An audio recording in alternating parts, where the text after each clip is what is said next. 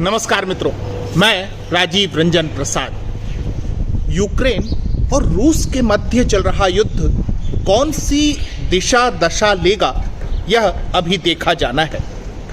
विवेचित करना आवश्यक है कि इस तरह की परिस्थितियां आखिर क्यों निर्मित हुई। क्या केवल रूस का ही दंभ इस युद्ध के लिए जिम्मेदार है, या कि यूक्रेन अपने देश की फॉल्ट लाइंस पर ठीक तरह से कार्य नहीं कर सका और इस स्थिति तक आ पहुंचा है? यह ऐसा स्वार्थी विश्व है जहां कोई भी देश किसी अन्य का नहीं। किसी के लिए कोई भी दूसरा राष्ट्र अपने हितों को त्याग कर खड़ा नहीं हो सकता। तमाशबीन तो कई हैं। उदाहरण के लिए भारत में कथित किसान आंदोलन के दौर में जब खालिस्तान समर्थकों का विभत्स और नग्न नृत्य देखने को मिल रहा था, यह हमारे देश की आंतरिक समस्या थी। लेकिन उस समय कनाडा के प्रधानमंत्री जस्टिन ट्रूडो के लिए यह सब कुछ अपनी राजनीति चमकाने और यूरोपीय सोच की एकांगिकता दिखाने का अवसर था। उसने भारत के आंतरिक मामलों में प्रगतिशील जैसी दिखने वाली वाहियात टिप्पणी की, जिसके बाद इस कनेडियन प्रधानमंत्री के समर्थन में देश का अलगाव समर्थक वामपंथी धड़ा लाल सलाम करने लगा था। परिस्थितियां बदली और स्वयं कनाडा में ट्रक ड्राइवरों के आंदोलन ने भारत के किसान आंदोलन जैसी परिस्थितियों को पैदा कर आईना दिखा दिया। किसान आंदोलन के समय जहां भारत में सरकार हमेशा ही बैकफुट पर दिखाई दी थी, किसी तरह की दमनात्मक कार्यवाहियां देखने को नहीं मिली थी। इसके उलट कनाडा अपने देश के भीतर चल रहे प्रदर्शनों से बहुत सख्ती से निपटता रहा। ध्यान दें कि आंदोलन के प्रति भारत के सौहार्दपूर्ण रुख के बाद भी यूरोपीय मीडिया लोकतंत्र और अभिव्यक्ति के प्रतिमानों पर दुनिया के सबसे बड़े जनतंत्र को भाषण देता रहा। कनाडा के मामले में पश्चिमी देशों का यही मीडिया चुप्पी साधे रहा है। भला क्यों? दोनों देशों के घटनाक्रमों की तुलना कीजिए तो आपको हिपोक्रेसी शब्द की परिभाषा के उचित उदाहरण से सामना हो जाएगा। अब आप कहेंगे कि बात यूक्रेन की करनी है तो कनाडा की बात से भूमिका क्यों?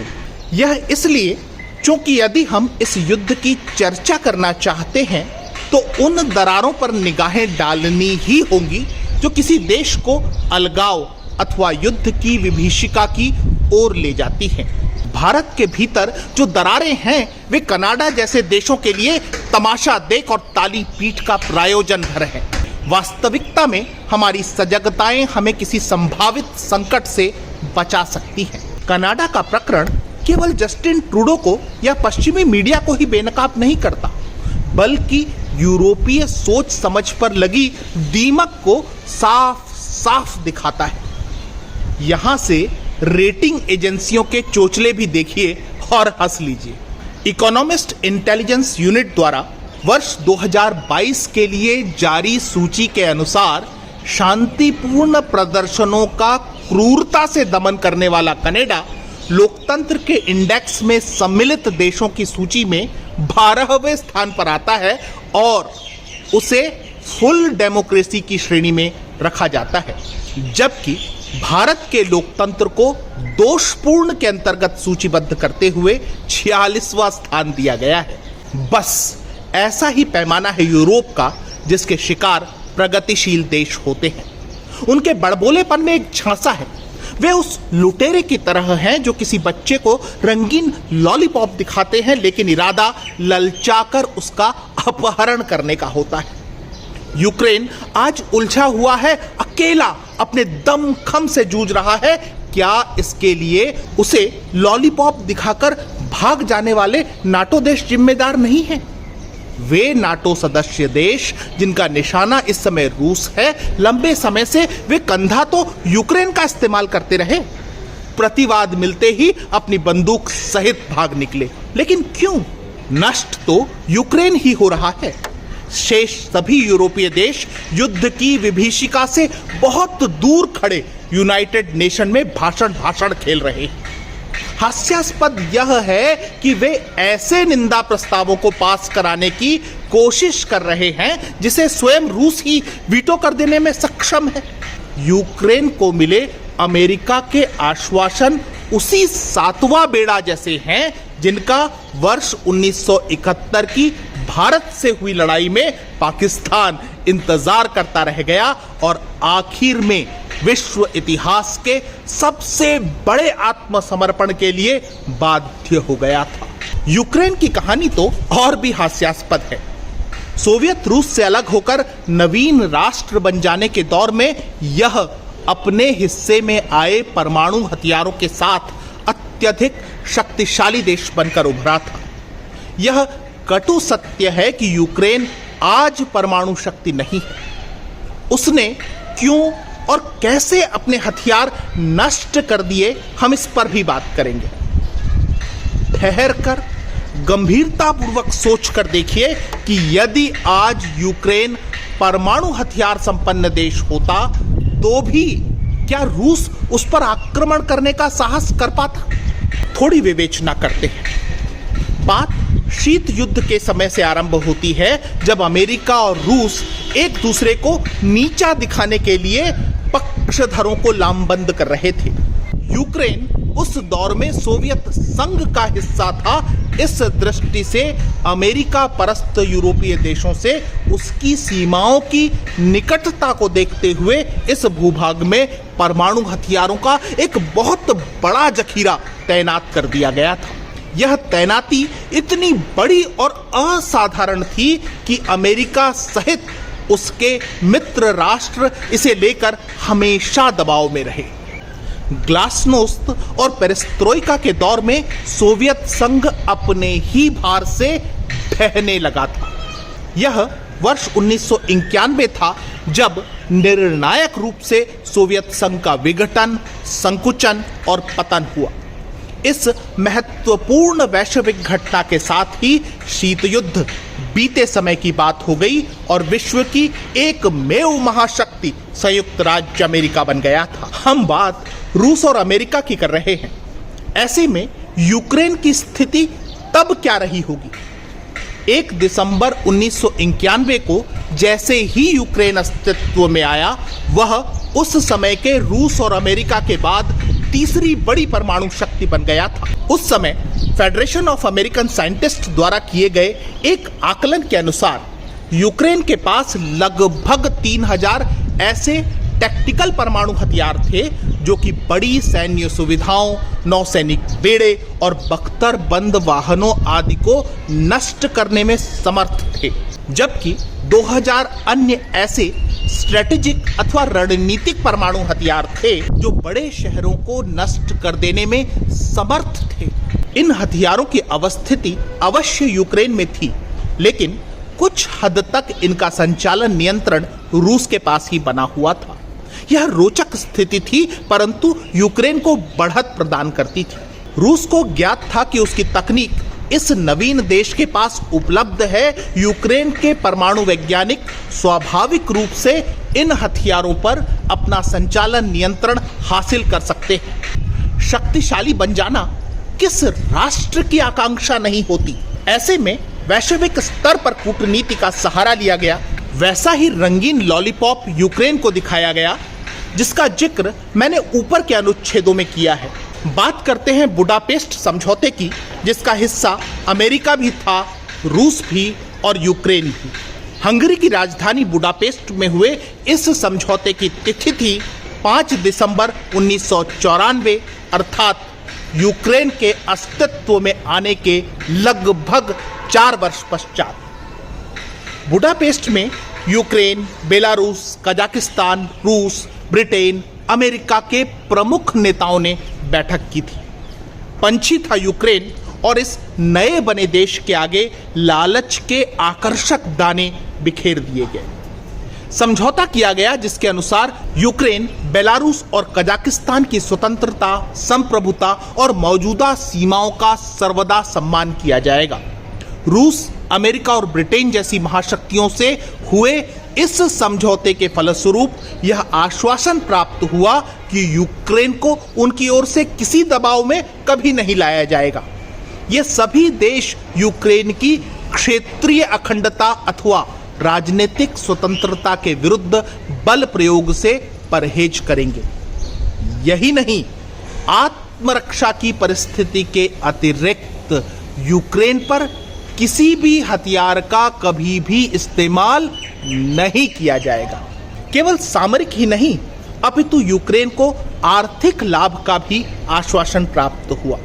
यह भी समझौता दस्तावेज में उल्लेखित है कि इस देश के विरुद्ध किसी भी तरह के आर्थिक दबाव का प्रयोग नहीं होगा। इतने दाने बिखेरे गए जिसके बदले में यूक्रेन अपने पास उपलब्ध परमाणु हथियारों को पश्चिमी देशों से प्राप्त वित्तीय सहायता के माध्यम से नष्ट करने के लिए सहमत हो गया। इतना ही नहीं, यूक्रेन ने परमाणु हथियारों के अप्रसार पर एक गैर परमाणु हथियार राज्य के रूप में संधि में शामिल होने पर भी अपनी सहमति व्यक्त की। हथियार नष्ट कर दिए गए, पंख कुतर दिए गए। अब सोचिए कि यूक्रेन को अपनी समस्त शक्तियां गंवाकर आज क्या मिला? केवल पश्चिमी देशों सहित रूस का भी आश्वासन भर तो। अब सही समय देखकर रूस ने बुडापेस्ट मेमोरेंडम का उल्लंघन कर दिया है। अब यूक्रेन उस समझौते नुमा कागज के पुलिंदे को आग लगाने के सिवाय और क्या कर सकता है? आज यूक्रेन के राजनेता अपनी परमाणु शक्ति को बहकावे में आकर नष्ट किए जाने के लिए अफसोस कर रहे। हाल ही में यूक्रेन के सांसद एलेक्सी गोंचारेंको ने फॉक्स न्यूज से बात करते हुए कहा था, यूक्रेन मानव इतिहास में एकमात्र राष्ट्र है जिसने 1994 में अमेरिका, ब्रिटेन और रूसी संघ से सुरक्षा गारंटी के बाद दुनिया में तीसरा सबसे बड़ा परमाणु शस्त्रागार त्याग दिया था। ये गारंटी अब कहां है? अब हम पर बमबारी हो रही है, हम मारे जा रहे हैं। इस प्रश्न के उत्तर में इतना भर कहा जा सकता है कि सब कुछ लुटा के होश में आए तो क्या किया? युद्ध का परिणाम हर हाल में यूक्रेन की तबाही है। यह घटनाक्रम हमें आज साफ साफ बताता है कि दबावों में न आते हुए भारतीय पूर्व प्रधानमंत्री अटल बिहारी वाजपेयी ने पोखरण में जो परमाणु परीक्षण कर दिखाया, उससे बुद्ध क्यों मुस्कुराए? वस्तुतः शक्ति से ही शांति संभव है और भारत ने अपने इतिहास से ही नहीं, वर्तमान की वैश्विक परिस्थितियों से भी इस तथ्य को भली भांति समझा है। आज इस युद्ध के परिप्रेक्ष्य में भारत की प्रतिक्रिया बहुत संयमित और सटीक है। हर देश के अपने हित हैं और वह उन्हें अनदेखा नहीं कर सकता। इन युद्धक परिस्थितियों से पूर्व यूक्रेन ने भारत की अपेक्षा पाकिस्तान से अपनी अधिक निकटता का प्रदर्शन किया था। विशेष रूप से हथियारों को लेकर रूस ने सर्वदा पाकिस्तान के स्थान पर भारत को ही प्राथमिकता प्रदान की है। पाकिस्तान के चाहने के बाद भी रूस ने उसे अपने हथियारों और तकनीकों से दूर रखा। क्या यह भूला जा सकता है कि विरोध के बाद भी यूक्रेन ने पाकिस्तान को अपने शक्तिशाली T-80D टैंक प्रदान किए थे, जिसके उत्तर में शक्ति संतुलन के लिए भारत को रूस से T-90 टैंक प्राप्त करने में शीघ्रता प्रदर्शित करनी पड़ी थी। ये वही T-90 टैंक हैं जिन्हें 300 की संख्या में प्राप्त करने के लिए पाकिस्तान ने वर्ष 2018 में असफल प्रयास किए थे।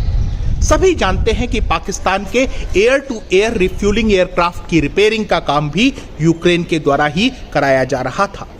इतना ही नहीं, पाकिस्तान ने यूक्रेन से भारत के विरुद्ध अनेक सामरिक लाभ प्राप्त किए हैं, जिसे केवल इसलिए नजरअंदाज नहीं किया जा सकता कि इस समय वह रूस जैसी महाशक्ति से भिड़ने वाला दयनीय देश है।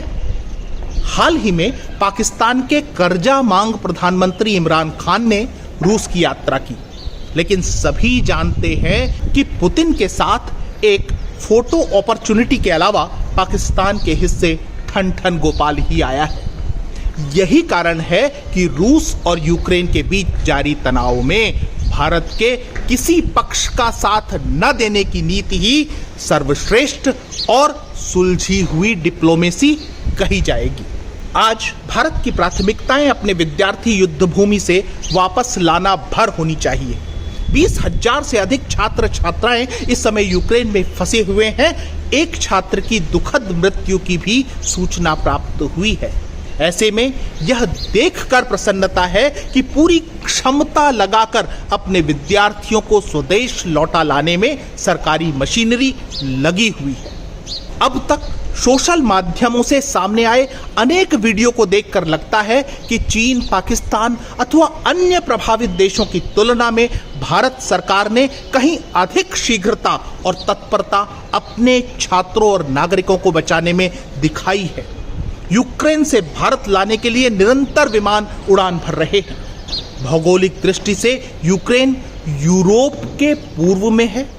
इसके उत्तर पूर्व, पूर्व और दक्षिण पूर्व में रूस तथा दक्षिण की ओर काला सागर है। दक्षिण पश्चिम, पश्चिम और उत्तर में Moldova, Romania, Hungary, Slovakia, Poland और बेलारूस के साथ यूक्रेन अपनी सीमाएं साझा करता है। इन सभी यूक्रेन के सीमावर्ती देशों से भारत के डिप्लोमेटिक संपर्क अपने नागरिकों को सुविधा और सुरक्षा प्रदान करने में काम आ रहे हैं। यूक्रेन और रूस के मध्य युद्ध जो भी दशा दिशा प्राप्त करे, हमें विश्व शक्तियों के झूठ, वैश्विक समझौतों के खोखलेपन और अपने राष्ट्रीय हितों को ध्यान में रखकर ही किसी निर्णय पर पहुंचने की आवश्यकता है। मित्रों, आज इतना ही। फिर मिलता हूं ऐसे ही किसी ज्वलंत विषय पर अथवा ऐतिहासिक समसामयिक विषयों पर। अगर आपको मेरा ये चैनल पसंद आ रहा है तो कृपया इसे सब्सक्राइब करें। आप इस प्रस्तुति को लाइक या शेयर भी कर सकते हैं। नमस्कार।